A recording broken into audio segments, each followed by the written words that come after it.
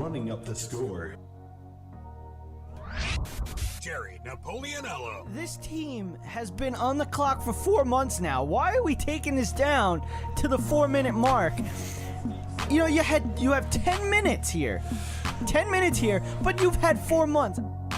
The dude's got 1,021 text messages that he hasn't read yet. Did we not notice that?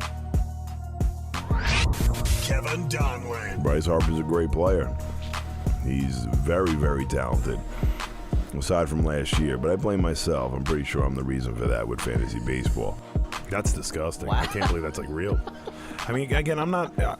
I shouldn't hate. I'm not going to be the kind of person that hates. No, he is doing enough hating for the both of us. As a Cowboys fan, the expectations are so high, and it's just, you're dug into the ground by the end of the season. You're basically like what the Patriots are, but like you try to do it, but you just don't. No. Yeah. At least the Jets, you know what I mean? They have excuses. This is Running Up the Score, your one-stop spot for all things sports. Now here's your hosts, Jerry Napoleonello and Kevin Donlin. Oh, we are back. Running Up the Score. Jerry Napoleonello, Kevin Donlin. First, go become a patron of ours for the behind-the-scenes content. Then go leave us a voicemail at 516-324-8725. Anything that you want to let us know. If you want to tell us we're wrong, if you want to tell us we're right, if you want to send us any topics, ask us a question, anything that you need, 516-324-8725. We'll even shout you out on the show. We also put up some new show merchandise. You can check those out at www.tpublic.com/RUTS Sports. Now back to regularly scheduled programming, as in sports. There's a lot to get to, especially that we didn't do a show last week. The NHL playoffs are nearing, and boy, oh boy, is it a tight one in both conferences, not just the one, in both. The NFL year the new year is nearing as well, so that only means that a lot of these names will be signing with brand new teams, and the biggest name is probably the oldest one out of all of them. So we'll tell you where Tom Brady will be heading. The NFL Draft Combine wrapped up this week as well. Tony Romo is now making more money per year than 90% of the league, and he doesn't need to take any hits.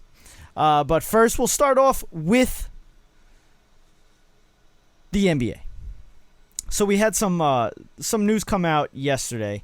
There was a video that surfaced of Spike Lee basically in an argument with Madison Square Garden security. So this is not the first time that we've seen some kind of celebrity in, MSG security's hands, I guess you could say. James Dolan is not doing a very good job owning the Knicks, nor is he doing a good job of anything with the Knicks, really, I should say. So there's a clip, obviously. Spike Lee, because this whole thing came out, ESPN was all over it. So they got him on the show today with First Take with Max and Stephen A. And he just basically gave his synopsis of what happened and just letting it all out and how pissed off he is with the Knicks. So here's Spike Lee on First Take ESPN this morning. I've been using the same entrance for 28 plus years. The employee's entrance on 33rd Street. Last night, I go in, my ticket gets scanned. I'm in. The elevator. Yes. I go in the elevator, and also people having their ticket scanned also. And elevator's not moving. And the security guy comes to me and says, "We need you to get off the elevator." I said, "For what?" So we could speak about it now. I said, "I'm not getting out of the elevator." So it's another 5 minutes. Then they finally send the elevator up because they know I'm not getting out the elevator. Get on the elevator. As you know, people don't know, the garden floor is on the 5th floor. Elevator go up to 5, and security's waiting for you like it just ran out of Macy's stealing something. And they said, this guy, security guy, this comes from the top. He says, "Mr. Lee, you have to leave Madison Square Garden They wanted me to leave the Garden, walk outside, out to 33rd Street, Employee Entrance, where I came from, walk outside, and come back on 31st Street.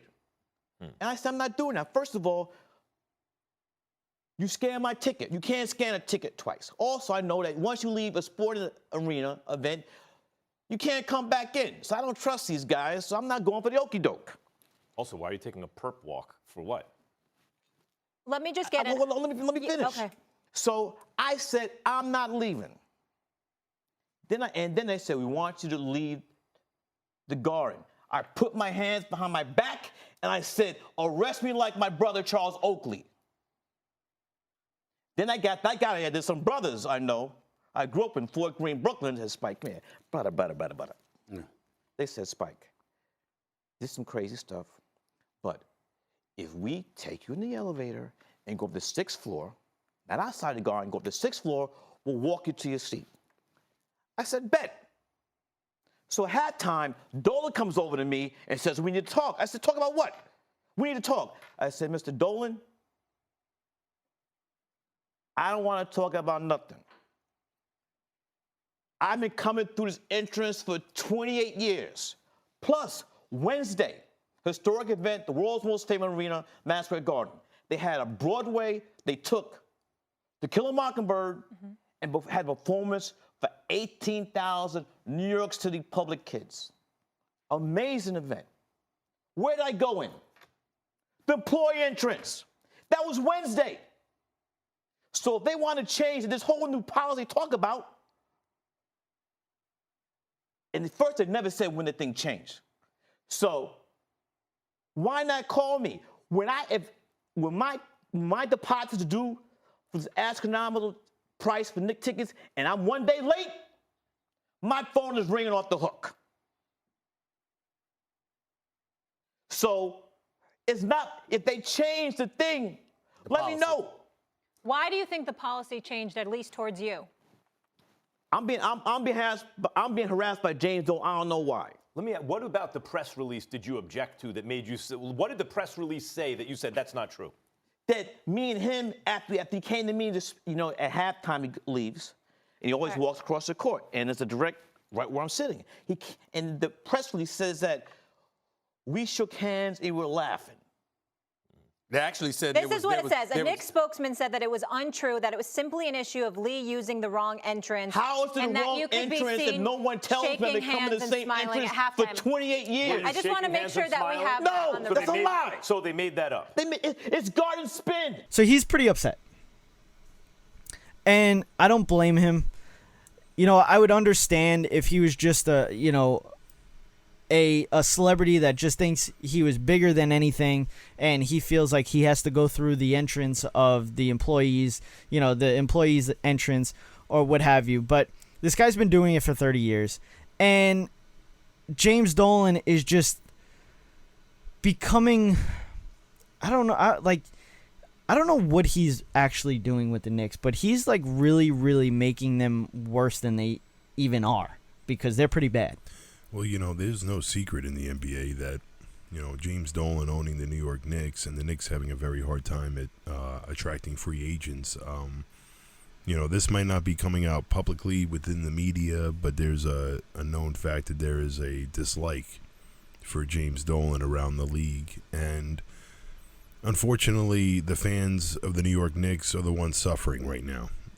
They haven't had a great product on the court for a very long time. You had two major superstars last year in Kevin Durant and Kyrie Irving going across town, as opposed to the New York Knicks. And any Knick fan will tell you that the hype for Kevin Durant to come to the Knicks was almost a surefire guarantee. And when the news broke that he was going to be going to the Brooklyn Nets, it was utter shock amongst the fans. But there were a few fans out there that weren't shocked. And honestly, there was a lot of people within the NBA, a lot of specialists and analysts that knew this wasn't going to be happening. And Kevin Durant and the whole situation that happened there, that was like a dagger to all Knicks fans. And unfortunately, really everything comes back down to James Dolan. And just this incident again with Spike Lee is just, another tipping point. I mean, with all due respect, Mr. Dolan, there aren't a lot of people out there that are willing to pay hundreds of thousands of dollars to attend the New York Knicks games. They have not been great. They haven't been a great product at all by any means. So, for you to lose, arguably your number one fan on a technicality of security and, what entrance he should be entering or, along the lines, it's embarrassing. And it just shows again that how this organization has just ran terribly for its fans. I mean, really, at this point, that's why you have this organization, because the people that are paying to keep your organization afloat isn't the National Basketball Association, it's the fans. They're the ones that put the money in your pocket. Yeah, and I mean, I agree with you, and I'll even add another player to that list, LeBron James. I mean, there was talks of, Kevin Durant possibly going to the Knicks, Kyrie Irving possibly going to the Knicks, LeBron James possibly going to the Knicks. I mean, they were supposed to change around when Amari Stoudemire said, you know what, screw it, I'm going to go to the Knicks. I'm going to start this up, because they were, after Ewing left and, all those guys, this team just kind of went on a downhill slope, and, they needed somebody to take back what the Knicks actually are. I mean, they play in Madison Square Garden. Okay, we're Islander fans. We're not Knicks fans. But we can still tell you how prestigious Madison Square Garden is. We both live in New York, so it's just, Madison Square Garden is like the epicenter of sports. I mean, boxing, concerts even, the Knicks, the Rangers. These are, when people think of New York sports, as bad as the Knicks are, they're up there because of Madison Square Garden. And what James Dolan is doing to the Knicks fans, to the biggest fan of them all. I mean, this is not the first time that something like this has happened. This is like the third time in almost 2 years that James Dolan has been in the news for something negative that has to do with the Knicks. He had the whole thing with the fan and the video saying to sell the team and this and that. Then he had the whole, fiasco with Oakley. I mean, this is crazy. Now you have Spike Lee. You're just like basically getting rid of your biggest fans. Like what you made the point with Madison Square Garden. Growing up in New York, I was one basketball game away when I was a kid to playing at the Madison Square Garden, and it was a dream come true. If you get an opportunity to play on that court, and you even ask LeBron James and all these big time players in their first game ever playing at Madison Square Garden, it was special. Just the whole demeanor and the whole atmosphere in general. It's something you look forward to, and unfortunately, that gets overlooked by James Dolan and the whole idea of being, having to play for this man. I can't name you the owners of all these NBA teams, but I can, sure enough tell you who the owner of the New York Knicks is, and 99% of NBA fans can tell you who the owner of the New York Knicks is, just on the basis of what you just mentioned about all these stories that are constantly coming out about this man.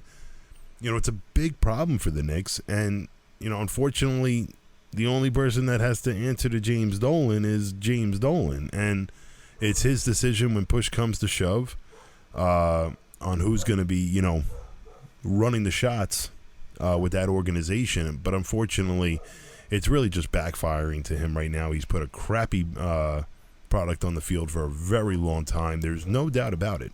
The New York Knicks are not a team that you really want to watch day in and day out. They haven't been productive. They find themselves in the bottom half of the standings at all times. And unfortunately, we are where we are right now. The Brooklyn Nets just came to Brooklyn a couple of years ago, and they've had more success at, finding ways to win games, for one, after they basically traded their entire future. I mean, you're looking at the Brooklyn Nets, you could be looking at Jason Tatum. Yeah. I mean, Jason Tatum is arguably, you've seen it all over ESPN about how good he is. This man could have been on the Brooklyn Nets, and that is a big hit. Jaylen Brown, too. And, of course, absolutely, him as well. These were the 2 picks that the Nets had traded away in the Garnett deal years ago. But what do? They were able to go out and get premier free agents. They've had a nice core of players. Someone like D'Angelo Russell was a great player for them. And the Nets didn't even have a bad year that year. I can't tell you who the point guard was for the New York Knicks because there isn't a point guard out there that wants to come and play for this team. Yeah. And every Knicks fan will tell you it's been a long time since they had a very good point guard. Yeah. Nobody wants to play here. I mean, some may say Jeremy Lin was the last one. The last good point guard. Yeah, and that was a very that was long only time. for 1 year, too. Exactly. and obviously they wound up getting rid of him not much later. So well, the thing is, like we were saying, like it's just for now we know Madison Square Garden, no matter what you go there for, the tickets are expensive. Concerts, Ranger games, Knicks games, doesn't matter how bad the team is. The tickets are always expensive just because it is Madison Square Garden. So now you're and they brought this up on First Take. He, over the last 30 years or so that he's been a fan and he's been going to Knicks games, Spike Lee has spent over $10 million at Madison Square Garden on Knicks tickets. I mean, his seats are about $3,000 each per game.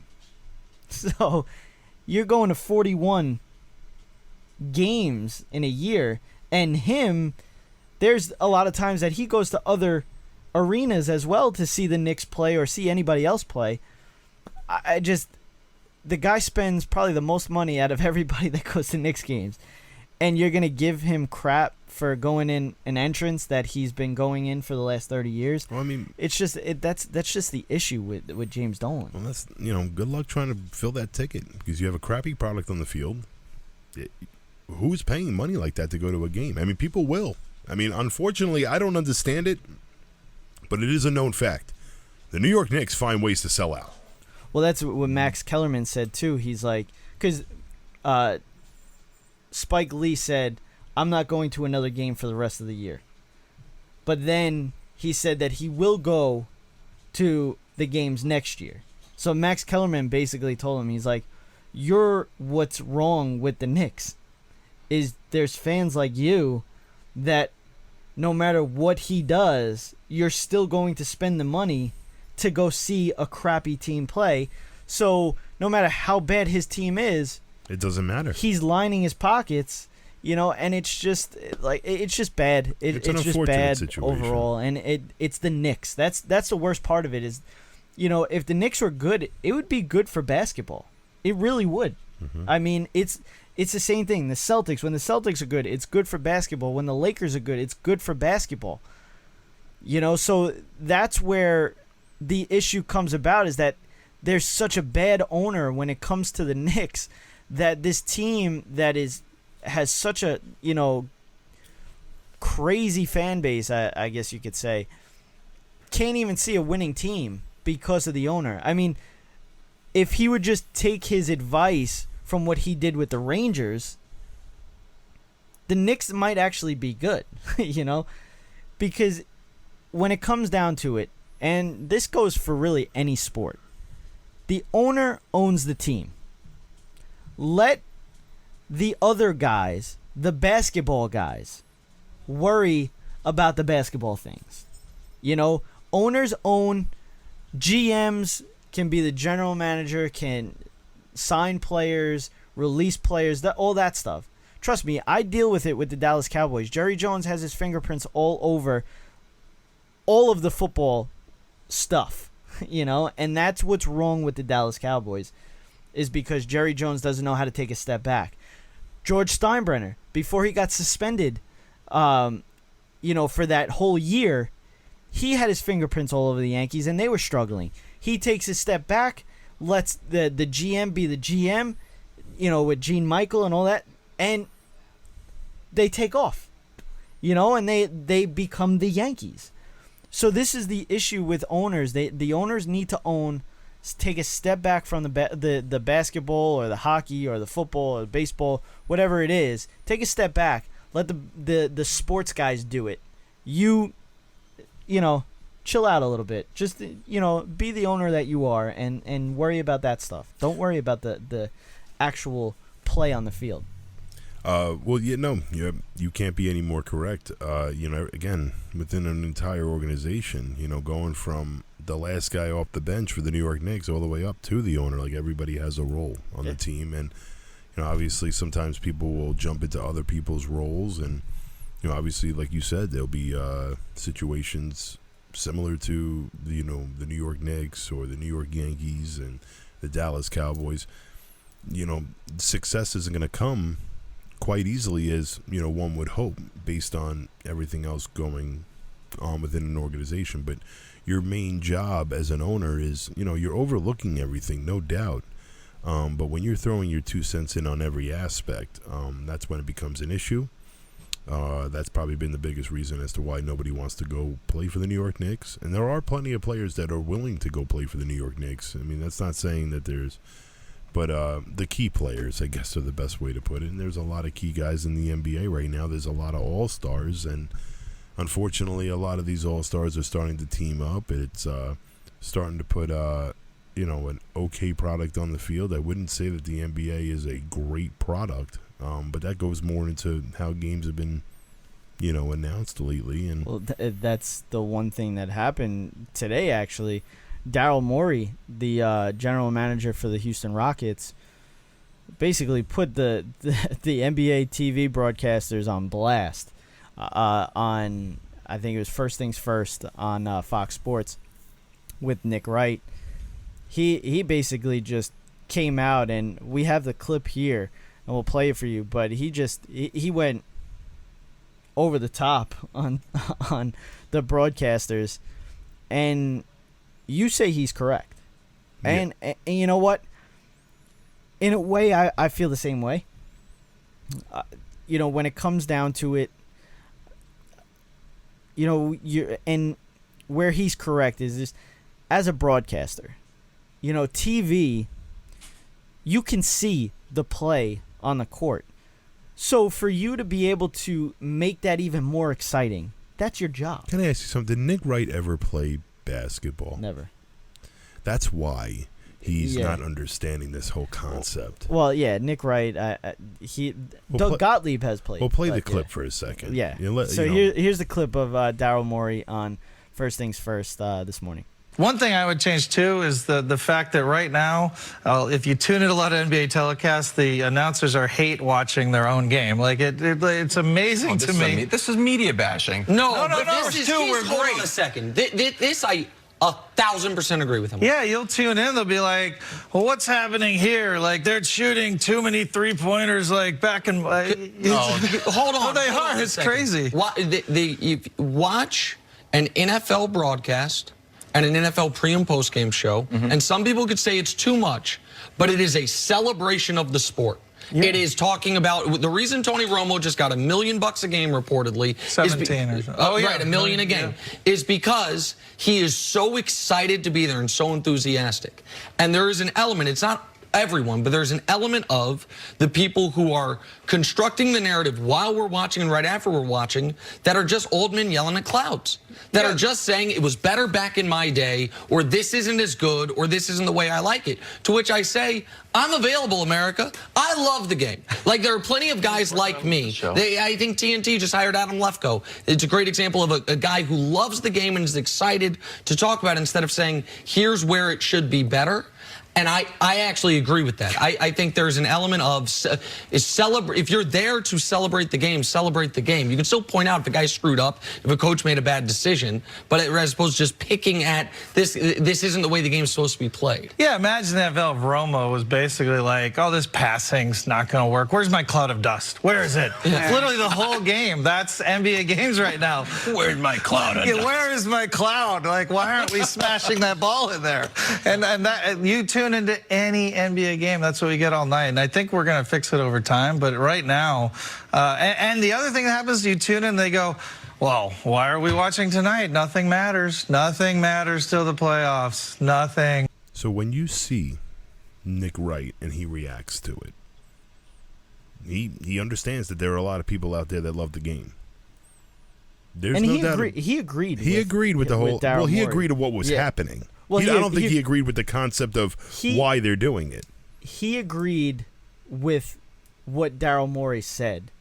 The other guy, I don't even know who it was. He kind of felt like it was media bashing, which, in a sense, maybe. But if he's that dude needs to realize that, no one cares about the media aspect of this sport, and that goes back into this is not a drama-filled sport. Like we've talked about this over and over again, but unfortunately, the product you have on the field of the National Basketball Association is not a great product.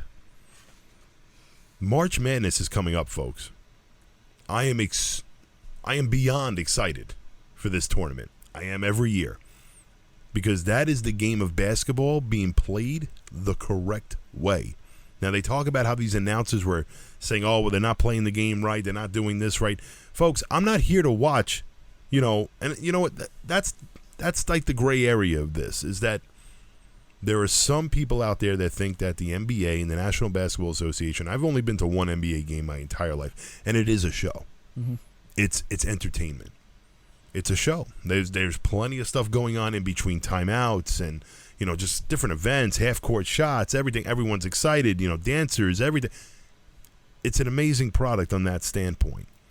But the actual basketball that I'm watching, it isn't basketball anymore. And now I grew up playing the game, and that's why I asked if Nick Wright ever played before. I'm sure he I did. love the game of basketball too. But I played the game. And I know what it takes to win in that game, and what you need to do, how each player needs to have a role, and we went into it a little bit. But I don't think Nick Wright understands that, if a guy isn't doing what they're supposed to be doing on the court, just the same way Tony Romo would tell you that. He made the comparison with Tony Romo and how he's highly energetic for the games, and Tony Romo will not back away from anything negative that is said, because all right, this guy's got single coverage up top, and then all of a sudden the play goes off, and they don't wind up throwing it to him. He'll tell you. He'll let you know, hey, man, you missed an opportunity right there. That's the same thing of what these NBA announcers are doing. You're taking it to a personal level because you love the NBA so much. Well, if the product on the field, why do I keep saying the field? Well, if you really think about it, you have the baseball field, you have football field. So I had a 50-50 chance, but I'm messing this up. Yeah. Now, when it comes to, when you're putting a good product on the field, on the court, when you put a good product on the court, you want to watch it and you want to be able to get excited and enthusiastic for it. And maybe some of these guys don't belong there. I think that Van Gundy has probably been he's been an announcer for the National Basketball League for a very, very, very long time now. And he was a coach beforehand, and the Knicks. Yeah, exactly. And Van Exel and all those guys. It was a long time ago. Yeah.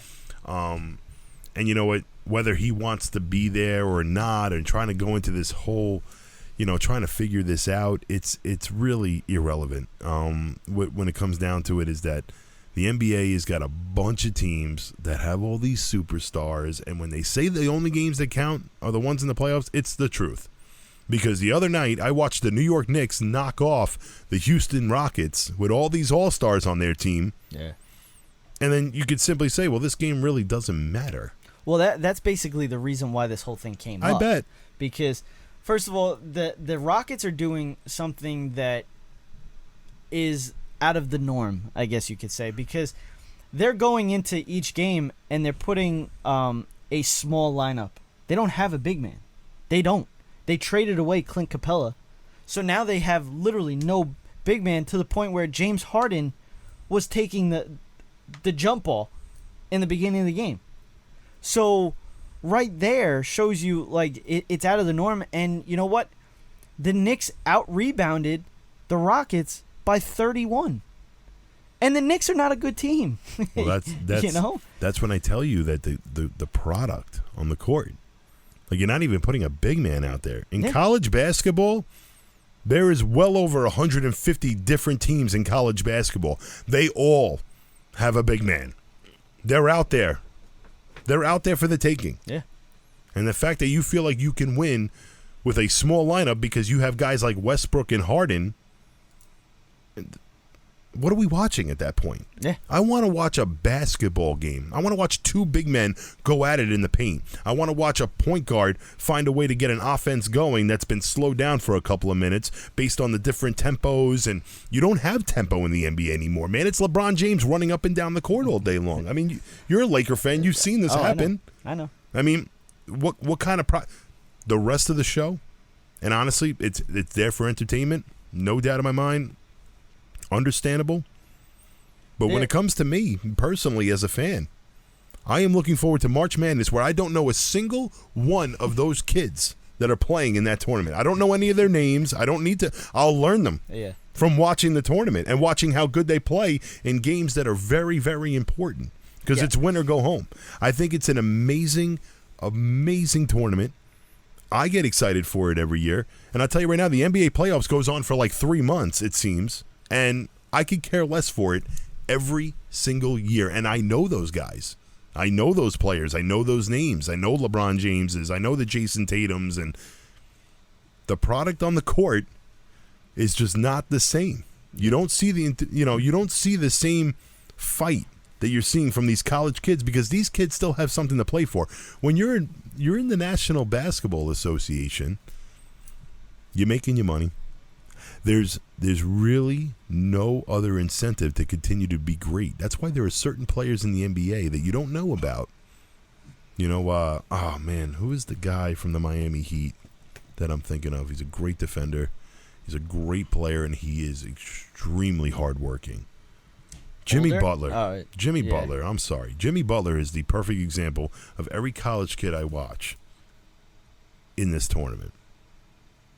But you have so many of these other kind of players that, you know, the effort isn't the same. And honestly, when it comes to them talking about the game being a lot different than it was back in the day, it's the truth.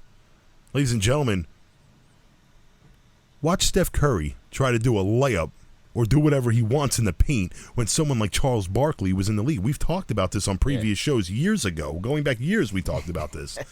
And it's the truth. Steph Curry can go in and do whatever he wants in the paint, and then he can pop up and wet a three at will. Yeah. And that's why he's so dominant. Curry would not be dominant in this league 10 years ago, because the second he went into the paint, and obviously he gets hurt once, and he's out for I don't know how long. You know, I just watched that guy Wilder, you know, take a beating, and he's going to be fighting in 6 months. Yeah. That's just as long as Steph Curry's been out.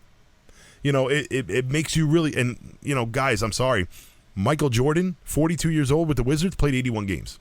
So when I hear Kawhi Leonard tell me he needs to take a day off because he doesn't want to play a back-to-back, that's nonsense. Yeah. This is the product you're putting on the field in the National Basketball Association. And then you want to wonder why announcers and, you know, like you said, broadcasters are bad-mouthing the sport. I mean, well, look what's in front of you. Yeah. Imagine being a fan and you pay all that money to go see a game, and the star player isn't going to play because he needs a rest day. Michael Jordan was 42 years old, playing 81 of 82 games. You have no excuse. You're a child. Oh, because he's making so much money, it becomes a big issue. That's the issue, is just, you know, that for a family of 4 to go to anything, to go to a baseball game, to go to a football game, especially a football game, to go to a basketball game, it's so expensive. And the reason why it's supposed to be expensive is because you're going to see who you're going to see. And then they don't show up, or they don't play, or, you know, it's ridiculous. But, you know, overall, this kind of, what you were saying kind of ties into, you know, that whole thing with LeBron James. You know, a lot of people are saying that he's too soft on the new, like, the rookies in the league, Zion, Ja Morant, like these guys. He's not doing what the players, the veterans, did to him or did to any of those players when he first came into the league. You know, when you came into the league back then, we didn't care. Like, they didn't care who you were. They didn't care that you were the next Michael Jordan. They didn't care any of that. They just beat you up. Between you and me, too. You know, I don't care. You're a Laker fan, but I watched him in Cleveland for years do it. And LeBron James is able to do whatever he wants. Oh, I know. He's able to do whatever he wants on the court. He could strip at a ball. They're never going to call him for a cheap ticky-tack foul ever, because you can't have him off the court, because that's part of your product. And that is another big issue in the National Basketball Association. You think that these announcers were saying things that were wrong with the National Basketball League? Like, you have no idea how bad it can get. I mean, I feel like these guys are probably putting like the foot on the pedal. And I understand you're a huge fan of the sport, Mr. Wright, and that you would love to be an announcer for the game. But you know there are issues with this game in so many ways. Go watch one college game where you don't know a single name. The referees, they're not holding the whistle because we can't afford this guy to be out of the game. And you all know that's got to be a conversation that is going on within the National Basketball Association. And if you really don't believe that's happening, then you're just naive. Well, that's the other thing that Darryl Morey brought up, and it actually is perfect that you brought this up. In the whole conversation, because I watched, I think he was on for like 20 minutes or so, and I watched most of it. And he said that they're looking to make changes, especially to the overtime. You know, they want to make it a target score like they did in the All-Star game. So basically at whatever time, you know, it is, whatever the score is, they make a target, and then it's, you know, because it'll take away from the fouls at the end of the game, you know, like all the stupid fouls at the end of the game because the team that's down is, you know, struggling and they need to foul. It takes away from all of that, you know, timeout this, timeout that, like it takes away all that. But he also said that he thinks that they should look at the fouling out, that the players shouldn't have to foul out or shouldn't foul out. By saying, he's like, you know, if you get up to a certain amount of fouls, then, you know, the team gets a point or whatever it is. How about 3 free throws as opposed to 2? I mean, whatever you need to do to change this, but right now the product is really a big issue. Like, we can't be losing these great players and losing them off the court because and the GMs of fouling meet. out. The GMs meet every they're year. Going to be meeting out. You think that's not a conversation? Oh, yeah, absolutely. Oh, I got this star player. I pay him $30 million. I don't need him fouling out. Yeah. So, and the referees are understanding of that, and not to mention the TV coverage. Oh, yeah. It all comes into play. Well, that's actually going to tie up pretty well when it comes to the NFL, because now the talk is the CBA. You know, and now the NFL, the owners, have agreed on this proposal. Mm-hmm. The NFL Players Association has agreed on this proposal. So now it goes up to the players. So each player gets to vote. Mm-hmm. They have to, for this to be passed, it has to be 2/3 voting yes. And it's going to pass. That I don't know. It sounds like that's what's going to happen, but then you hear more and more players say they're not voting for it, like J.J. Watt, like big players, yeah. Richard Sherman. There aren't enough of them. No, that's the problem. Yeah, I guess. And honestly, the new CBA, and I know you got this, you know, list right here of all the different details that go along with it. I don't even need to read any of this. It's a long story short, and I'll tell you right now, this new CBA is not beneficial to players that signed humongous deals. No, and that's where it comes down to. And unfortunately for them, there are very few of those. Yeah. And there are a lot of players out there, like we've talked about, that grind and try to make those NFL rosters and are on the edge every time. Those players are very open to it. Absolutely. Because it means more money for them, practice squad players. There's more practice squad players. And it's more money per... And that's the other thing. The reason why this is going down so quickly is because the NFL and their TV rights are coming down to the end, and they need to sign a contract. So if the NFL can put this proposal out to the TV rights and say, hey, listen, we're going to give you one more game now. Now it's going to be 17 games. 18 weeks, 17 games. you're going to tell me that TV channels aren't going to jump all over that? And I can course. guarantee you, like I heard it on the radio, I would not be surprised if a Super Bowl ends up on ESPN. ESPN likes to throw their money around, especially the ones that they don't have. But, just the TV rights are the biggest portion of this. And that has nothing to do with the CBA. It's just that underlying, the owners feel like, all right, well, we got to get a move on here.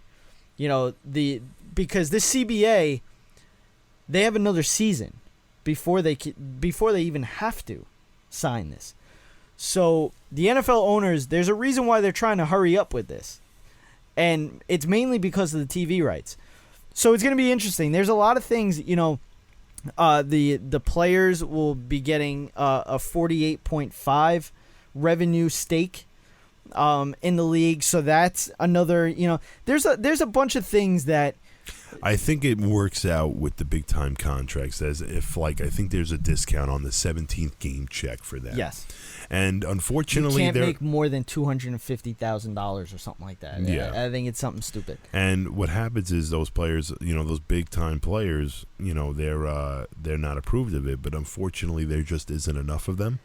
There's a lot of all-stars and a lot of names on all your teams back at home, and every week you're able to see certain guys, but there are a lot of guys out there that are not big names.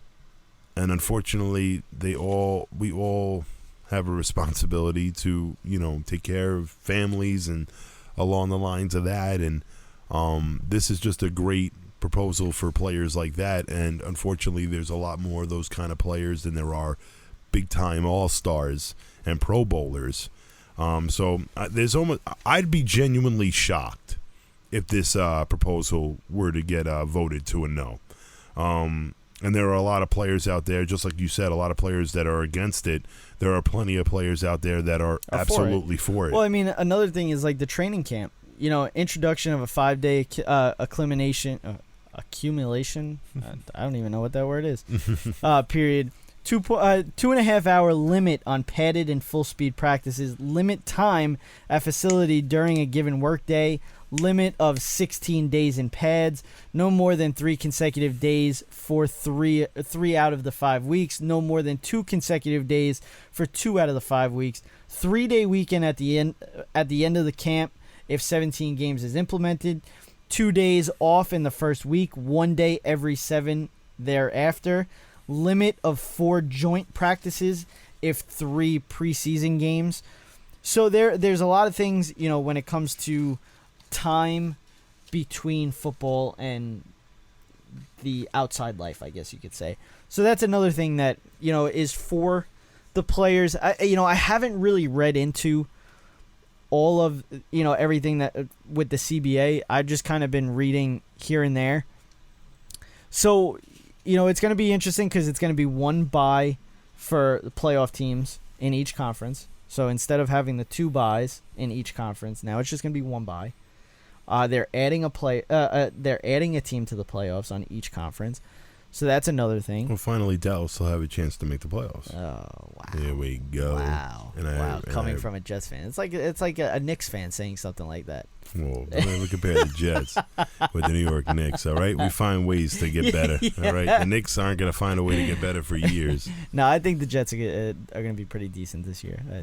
I'm already hearing big-time names coming their way. Well, I mean, Jack Conklin is that would that's be a nice big time pickup. name. Yeah, that's a big offensive line. Yeah. We like those. Yeah. Those guys are the most important part. They're the trenches. We've talked about it. Trust me, I'm a Dallas Cowboys fan. I know. Yeah, you know about the big old lines and what it does for a team. It gets you a 7-9 record. Okay. Folks, we're gonna fight as soon as this goes off the air. There'll be a fight going on. So the one player in the NFL that loves to just ruffle feathers, no matter what he does, whether it be a Super Bowl commercial, whether it be, a stupid social media post, or even just people being lip sync professionals now, and trying to figure out what this guy is saying when he's at the Syracuse game with Julian Edelman. Over the weekend, obviously he's sitting front row, so He was spotted by the cameras. They go up to him. You hear Julian Edelman say, he's coming back, he's coming back. And Tom Brady laughs. And then at first, when it first came out, the video, I guess you couldn't hear what he said. And he basically, it looked like he said, he's not. So then that was the uproar. Oh, my God, he's not going back to the Patriots. Who he's going to go to? He's going to go to the Raiders. This, all of that. Absolutely. That all happens with Tom Brady. So then it later comes out saying that he said, this guy, as he highlights my arm. Then he says, this guy. So then everybody's like, oh, so now it's a 50-50 split on what this guy said, and now everybody's trying to be a professional, lip reading, and the sound actually comes out, and you hear somebody behind the camera say something about Boeheim, and Tom Brady says he's got it. So now all of that is wrong. The uproar of like 3 days of where is Tom Brady going to go is gone. And now we're back to, all right, it's possible 50-50 chance that he goes back to the Patriots. So it's interesting. We talked about this about maybe like a month ago. And when it comes to Tom Brady, nobody knows. I think Tom Brady's just looking out for himself. It's understandable. He's had a discount with the Patriots for a very, very long time. He's had a lot of winning seasons. We talked about this with Dak Prescott. You find other ways to make money. Tom has done that for a very long time. But again, we're all human. We're not in his shoes. If I was in his shoes, I'd probably want to go see another experience in another NFL, organization. And he's known as one of the best players to ever play the game. I'll never agree to it. I'll never call him the GOAT. I don't think he's the GOAT. That just might be me and a Jet fan. But I'll be the first person to be honest with you about it. That's you being a Jets fan. Yeah. I mean, I'm not going to sit there and go around it and, pretend like, there are a lot of, media guys out there that'll continue to just portray a hatred but not tell you about the hatred. There's hatred between me and the Patriots and Tom Brady and being a Jet fan. But when it comes to Tom Brady, he wants to go out there and explore his options and see what's out there for him and see what kind of situations he can get himself into. And, who are we as fans of, if it's the Patriots or if it's of any other organization or even these media, ESPN specialists, it's his right. He's got a family now. I just wish he retired. And get rid of all this once and for all. But if he wants the opportunity to go out there and see another situation come abroad, then who are we to tell him not to? And he's just trying to make more money out of this. And when you got someone like Julian Edelman telling you, oh, he's coming back, the Patriots have been getting a discount on this guy for years. I mean, why they would want to go out and they know they have an entire defense full of players that are going to have to get paid. They were very good. There's no doubt about it. The Patriots defense last year was very, very good, and there's no slowing down with that. They're young and they're talented. They have a 38 or 40-year-old quarterback. I do not know how old Tom Brady is. Don't care how old he is. He's been playing for a very long time. Just hoping he retires. Don't care 41. How old he is. 41? Mm-hmm. Give him the benefit of the doubt, Tom. I'll give you 38. You're welcome. But when you come out and you got Julian Edelman saying, oh, he's coming back, and Tom wants to sit there and he's got that look like, yo, man, shut up. I'm trying to get paid by the New England Patriots. And when you're sitting there trying to blow my spot up, trying to say, oh, I'm coming back. No, and honestly, you do hear him say he's not. And he's saying it like, I'm not coming back. He didn't say that, though. I thought he did. No, it ended up coming out. Obviously, I saw the video. It didn't. What did he say? Obviously, you didn't listen to my whole, introductory to this segment. But what did he say, folks? My own co-host doesn't even listen to what I'm saying. Well, what did he say? Because I saw the video and he says he's not. There's another video that you can actually hear. And what does he say? Someone behind the camera said, what did you say to Boeheim? And he says he's got it. Oh. Yeah. I thought he said he's not. No, that's what everybody thought. Then it turned out that, everybody was saying, oh, well, he said this guy, and then the actual sound came out. And Oh, he says- okay. yeah. So See, now- next time, actually listen to me, and, you wouldn't even have that. Well, I saw the video for myself, and it was clear cut that he said he's not. Yeah. But That's again, exactly you what were I trying thought to- I saw. You were trying to be a lip-reading professional, as I said. Yes, So- I yeah. absolutely was. I tried my absolute best and failed miserably. So, with Tom Brady, he's got a lot on the line when it comes to going to another team. Because now everybody says, you have that one side of it that says he's the GOAT. He's the greatest of all time. Then you have that other argument that people are saying, well, he's only this good because of Bill Belichick. So now if he goes to another team away from Bill Belichick and he totally craps the bed, then you're going to get the talk of, well, he's not the greatest of all time. He needed Bill Belichick just as Bill Belichick needs Tom Brady or whatever it is. So when it comes But at down that to point, it, would you really care? people always care about that stuff. People do. But Tom Brady. as You're Tom saying Brady, Tom Brady. Well, I mean, but if he does go to another team, wins a Super Bowl, then it's like he's like over the top. Like he's so far past what he actually is right now, and I don't even think you can get any higher than what Tom Brady is compared to other players. But it's a risk. It's a risk. There's definitely a risk there. The Patriots are all that he's known. Bill Belichick is all that he's known. But, I mean, you look at maybe Tennessee. Tennessee's got a good front line. They got a good run game. They got a good coach in Mike Vrabel. They have a very good defense. They're a team that went to the playoffs and did pretty well in the playoffs with Ryan Tannehill. That's a solid pick right there. And, for everybody that brings up any other team, I think it'd be stupid for him to go to any other team. I think it's either Patriots or the Titans. But there is word going around that the 49ers are heating up. The 49ers are looking into Tom Brady, which is mind-boggling because could you imagine him taking over Jimmy Garoppolo's position? Again? Yeah, right? That would be funny.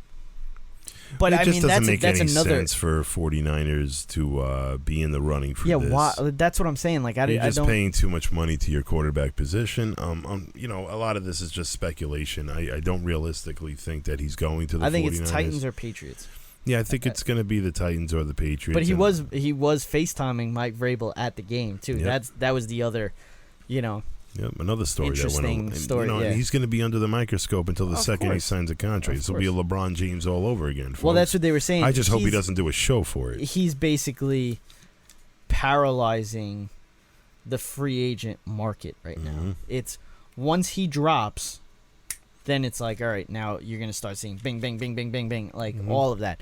So it's basically Tom Brady's world, and we're all living in it. That's Absolutely. when it comes down to. It is Tom Brady's world. Yep. So, there's other quarterbacks out there. Phillip Rivers, where is he gonna land?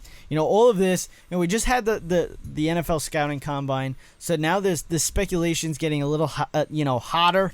The heat under some of these quarterbacks is starting to burn pretty hard. So it's gonna be interesting to see in the next couple of weeks. There's really no reason for us to speculate and to get into this kind of stuff. We have, at least until the draft to talk about this. So, Absolutely. For right now, the big thing is the NHL. Not many people like to talk about it on the radio. Not many people like to talk about it on TV. But hockey's tight right now. Just all over the Western Conference, the Eastern Conference. It's tight. Absolutely. It is tight. And hockey, when it starts to come down to the playoffs, I mean, there's nothing like it. And we've talked about this, I think, every year of running up the score and the Tom and Jerry Sports Show. Hockey is one of the best playoff sports in the world. I mean, that's what it comes down to. So, first, before we get into the rest of the NHL, we have to give you some Islanders news, and it's fantastic news for us. The Islanders came out, Governor Cuomo announced that the Islanders will be playing all of the playoff games this year, and hopefully we do play playoff games this year, at the Nassau Coliseum. And next year, all of the home games will be played at the Nassau Coliseum. So we are officially done with Brooklyn when it comes down. I think the last game at the Barclays Center, which they're playing there tonight, I believe. The last game that we play at the Barclays Center is, I want to say, March 23rd. So I think there's 3 more games in Brooklyn, and that's it. The rest of it is going to be in Nassau County, and for the rest of the Islanders organization will be played in Nassau County, because we're just going to go right from Nassau Coliseum to the Belmont for our forever home. No, of course, and it's the right move for the Islanders, and I think Barry Trotz put it the best way. It's not normal to be playing in 2 different arenas, and it's not, you're in a routine, and like we talked about it even when Panarin signed with the New York Rangers as to reasons as to why players wouldn't want to come here, and it was understandable. As a player in the National Hockey League, you want to be able to have a routine. You want to have, that same approach to going into the stadium every night, and you don't want to be, I truthfully did not know when, the Islanders were playing at Barclays or Nassau Coliseum. I couldn't tell you tonight where they were playing. I just had to see the actual surroundings. Of course, and unfortunately, that's not normal. I don't think any other organization has done anything close to this. But unfortunately, it was a must-do in order to keep the New York Islanders in New York. There were many speculation stories about them going elsewhere. Kansas City, of course, and. Fortunately for the New York Islanders, they found a way to stay the New York Islanders. And, Belmont, I pass it every time when I'm driving home from work. It's, the beams are there. It's a beautiful sight. The building's coming. And it's going to suck, though, when you're driving home from work. No, and there's a game. No, absolutely. I'll take a different route. No, I got 2 routes. I got 2 routes. It won't be too bad. That's it. I'm loving, first of all, I'm going to be out of my house by the time they end up playing in the Belmont. So, it's not going to be that jump skip, over to the Belmont, but it's still going to be closer than Brooklyn, which is nice. You don't have to get on a train, although you can, Long Island Railroad will go right there. So it's going to be nice, but just the fact, for me coming home and taking the Cross Island home, there's enough traffic on there now. Now, Could you imagine a game night? Coming home at say you come home a little later, maybe 10 o'clock or so, when the game's letting out, and it's it's going to be ugly. Yeah, but you know what? I'll take it. The fact that the Islanders are back on the island. Of course. I'm down with that. So I just had to bring that up first. But as I was saying with the playoff race, it's getting hot right now. And we just had the trade deadline, so a lot of teams made themselves better. Some teams didn't make themselves better, made themselves worse. But, when you look at it, the top... So I think it was NHL.com that put this out here, and it was just... They gave 4 tiers. The teams that got... A's is in Tier 1, with the trade deadline and whatnot, and, so on and so on. So, they have the Tampa Bay Lightning here. They added Blake Coleman, Barclay Goodrow, Devontae Stevens, a 3rd-round pick, a 7th-round pick. They lost, I think, really the only one that was really, known or, that could be effective was Nolan Foote. But you add Blake Coleman to that team already, and they're a solid team. You look at the Pittsburgh Penguins, adding Patrick Marleau, Connor Sheary back with the Penguins, Jason Zucker. they made themselves relatively better. Really, they only lost Alex Galchenyuk. Then you look at other teams like the Edmonton Oilers. They actually really made themselves better. The Capitals adding Kovalchuk. Bruins adding Case and Ritchie. So these teams have made themselves better, and it's only getting tighter. As we said, the playoffs are only getting tighter. You're looking at this right now in the Eastern. You're looking at the Metropolitan Division, the Washington Capitals 86 points, the Philadelphia Flyers 83 points, the Pittsburgh Penguins 80 points. Then you look at the Atlantic. Boston's got 94, who's over, in first place by a lot. Tampa Bay, 87 points. Toronto, 78 points. The Islanders are ahead in the wild card, with 78 points. Columbus is tied with them at 78 points. Carolina, who's out of the playoffs right now, have 75. The Rangers, 74. Florida Panthers, 73. Even Montreal, who we're playing tonight, 69 points. So this is so close. And then when you look at the Western, St. Louis, 88 points. Colorado, 87. Dallas, 81. Vegas, 80. Edmonton, 78. Calgary, 75. Vancouver, who's the first wild card team, 74. Nashville, 72. Winnipeg, 72. Arizona, 72. Minnesota, 71. This is more than half of the league that's in the running for the playoffs. And this is where hockey gets good. Well, this is why the NHL is what it is. And, these games are all important now as we get to the later stages of the season. The Islanders obviously started off very, very hot. The Rangers started off very, very, very slow. And both teams find themselves in similar situations where every game counts. Every game is very, very important. And right now, you got to get hot.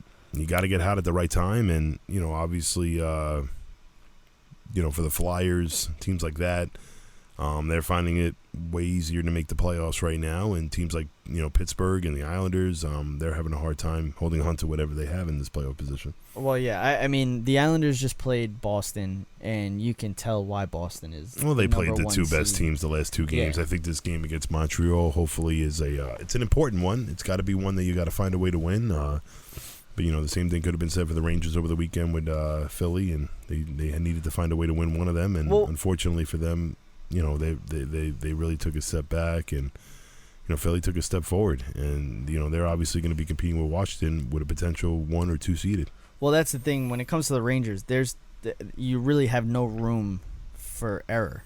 Like this is a time. Well, I don't think the Rangers are alone with that. I think it's everyone. I mean, it's Carolina, Columbus, Florida, Montreal, the even Islanders Buffalo, even. Islanders, Pittsburgh, Toronto. The one thing that I brought up, earlier in the season when the Islanders were the hottest team in hockey, I said the scary thing about it is that the Islanders have won 10 games in a row, and they're still not in first place. Or they're still in first place by 2 points. Yeah, Washington. That was the issue. Well, even so, you're looking at right now half these teams are on the cusp of 80 points, and there's a lot more games to go. We got 82 games. It's 18 games to get. 18 games left. Yeah, that's 30 points up for grabs for the Islanders with 78 points. You're looking at a 105-point season, or a 95-point season, and you could potentially not make the playoffs. Yeah, I mean, right now Boston has 95 points, so or 94. Yeah. But just overall, I think it's crazy. And, before we get out of here, I just wanted to get into this discussion. First off, before I get to that, the NHL is looking into changing the offsides call. They want to make it like football, the crossing the plane type thing. So with the NHL now, the offsides, the player has to have his skate on the ice and behind the line or on the line for it to be, a good, onsides play. If his skate comes off the ice, it's offsides. So you see that a lot now, and I think the owners are trying to figure that out so the review doesn't make it harder to review the call. Mm-hmm. So they just want to be like crossing the plane, as long as you have your foot behind the line or whatever. So that's something that they'll probably look into for next year or so. But over, I think it was last week or so. I forget when this game happened, but between the Hershey Bears and the Charlotte Checkers, obviously not in the NHL. I believe it's an AHL team. Two guys got into a fight. Kale Kessy of the Hershey Bears and Derek Sheppard of the Charlotte Checkers got into a fight. Now, in hockey, obviously, it's normal. That's something that happens in hockey. That's part of the game. Unfortunately, Derek Sheppard knocked out Kale Kessy. And it kind of looks scary to the point where Derek Sheppard himself called over, the EMTs and whatnot. So when I saw this video, you don't think anything of it. If you're a fan of hockey, you don't think anything of it. It's just, a fight that's gone wrong. Like, things happen like that. That's part of the game. So I started to read some of the comments. And worst thing you could have done. Yeah, I know. From the ones that I did see, I mean, I would say probably 75% of them were people saying to take fighting out of hockey. Now, I can't tell you. I've never played the sport, like, at least on a team or whatnot. I played it recreationally. You played on video games and whatnot. Yeah, playgrounds. So, yeah, absolutely. You just know fighting is part of the game. Like, hockey is one of those sports that we said polices itself. If you have a big hit on one of our star players, well, you better get ready because you're going to have to drop the gloves with one of our, bruisers. That's what's going to happen. That's just how it happens. It's so that you know that you can't touch that guy. That's what fighting is for. And then it doesn't even come down to that too, because fighting's also for hyping up a team. Some guys will fight so that it'll hype up the team, get the team ready, get the team regenerate, all of that. So to me, I think that's just the stupidest thing I could ever hear. Just because one guy got knocked out, like that, just what's next? Are we going to start taking away the hits on the against the boards? Like, what's? I honestly think when it comes down to it, you're going to get people in this world that are going to always. Soft. Yeah, well, that's what social media is there for. Social media is there to have these debates. And, being a hockey fan since, honestly, I was about 3 years old. And that's not even I'm not even joking about that. I've been watching hockey for a very, very long time. I can remember watching it when I was that young with my father. And, I've always seen fighting as part of the game. And, just like what he said, man, I mean, it brings energy and, allows you to set the tone. There are a lot of very, very talented hockey players out there that try to get that extra step on a player. And I tell you, sometimes that extra step hurts. And, if you're going to make it hurt, then you need to be well aware that there will be another player rostered that his job is going to be to go after you for going after him. And, part of the game is to be protected because not every one of these hockey players are gifted with, a humongous frame, and a lot of them are, but unfortunately there are a lot of players out there that aren't. I mean, people don't realize that Wayne Gretzky was not a 6'4", 220-pound gentleman. Obviously he had a line that did. But he had line mates that were that size. Yep. And unfortunately, if you even tried to touch Wayne Gretzky, that you were going to meet those other two gentlemen. And, I think that's what makes the game so great. I think part of the game of hockey is you need to be the bully in hockey. You need to be able to push around a team, but at the same time, have the self-control. And, obviously, I watched the clip of what you're talking about, and I saw these two guys fight. Unfortunately, he got him on the chin. He knocked him out.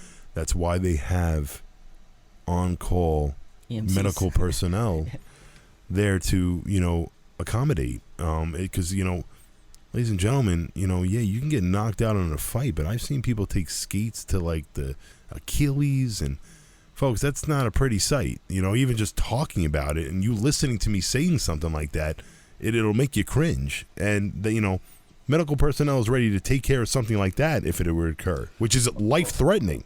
Well, I mean, the perfect example, obviously. So fighting, I'm sorry, but fighting at this point, it's just really, you're going to look at comments like that. It's nonsense. Yep. And anyone that thinks that fighting's coming out of hockey is just, I'm sorry, but it'll change the game completely. And I can promise you, if the NHL ever decided to do something like that, then I can promise you the ratings would go down even worse than what they are right now. Absolutely. I mean, you had the whole thing with Bouwmeester, having the cardiac episode on the bench.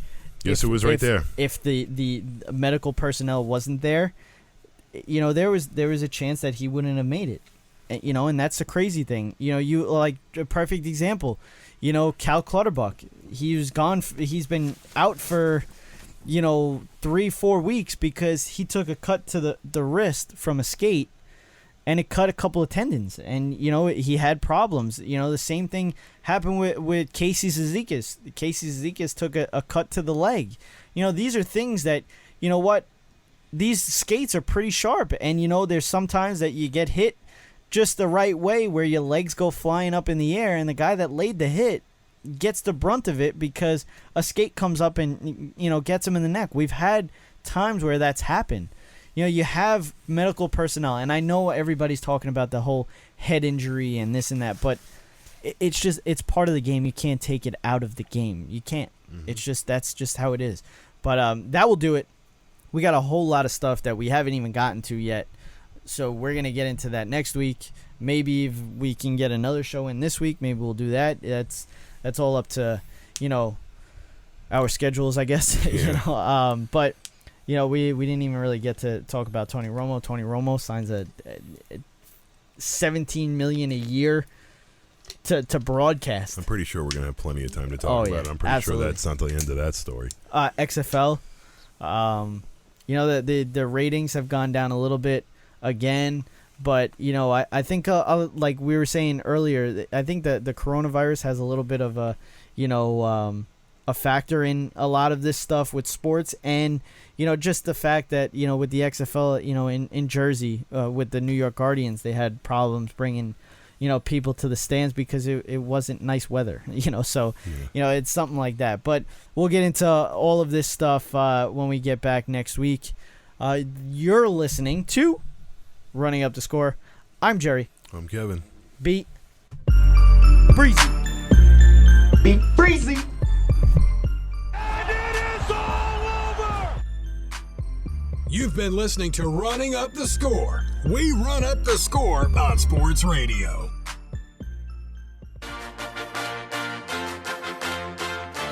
For more Running Up the Score, go follow the show on Twitter and Instagram at RUTS Sports.